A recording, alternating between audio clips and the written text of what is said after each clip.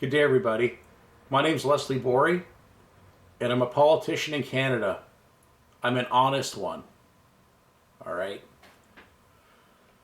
On Tuesday, May 25th, Parliament voted to have no more elections until after this thing called COVID goes away. All right. Now, here it is here, folks. Number 118, opposition motion, elections during a pandemic. 327 people in the House of Commons voted for it. One person voted against it. That was Derek Sloan, independent candidate, who was a former a former Conservative member. That man was the only person that voted against this. So if we click on 118, we can see the text of the legislation. Now, I don't know if it's only past first reading, or maybe now they only need one reading instead of 3 readings to pass legislation and send it to the Senate, which they might even bypass doing that. I don't know. Things are pretty unusual these days.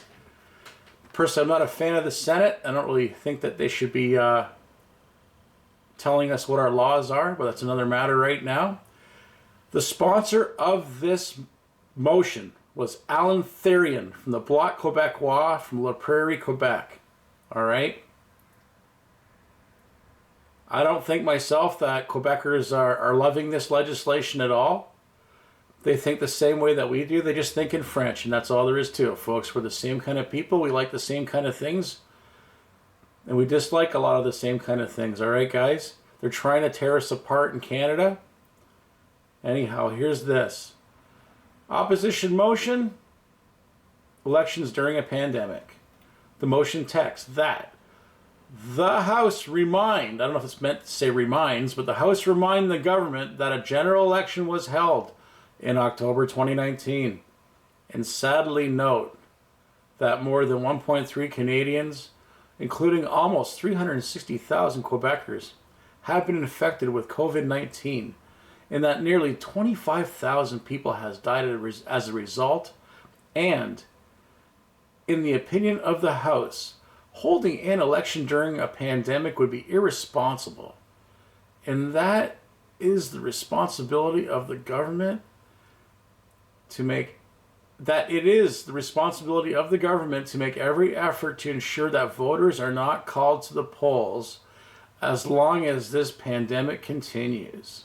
Wow. I wish I had violins playing in the background for you, folks. Number 1, COVID has not even been proven to exist. There is no quantified isolate of this disease available, not with the CDC, not with the FDA. They don't have possession of it. The National Research Council has no possession of it. An Irish court threw out their laws, their measures for COVID, because they said that if you have no proof that the disease exists, then what the heck are you doing? All right, you can't put people in jail or keep them at home if there's no proof. All right, news stories are not proof, folks. They told us there were gas chambers, and it was proven to be false forensically when samples were taken from Auschwitz and found that those places, in fact, had no Zyklon B in the walls. All right? Now, if there's a vaccine and this vaccine is effective and it's been developed for the reasons they say it's been developed, then why on earth now, this late into this pageant, are they suspending democracy? All right, folks? There's absolutely no reason to suspend democracy when they claim they have the silver bullet for the COVID. All right? Okay, folks, I don't have a whole lot to say about this right now. It just says it all itself. We don't have democracy. And our soldiers killed a lot of people so that we could have democracy. So I'll leave you with that, my friends. All right, guys.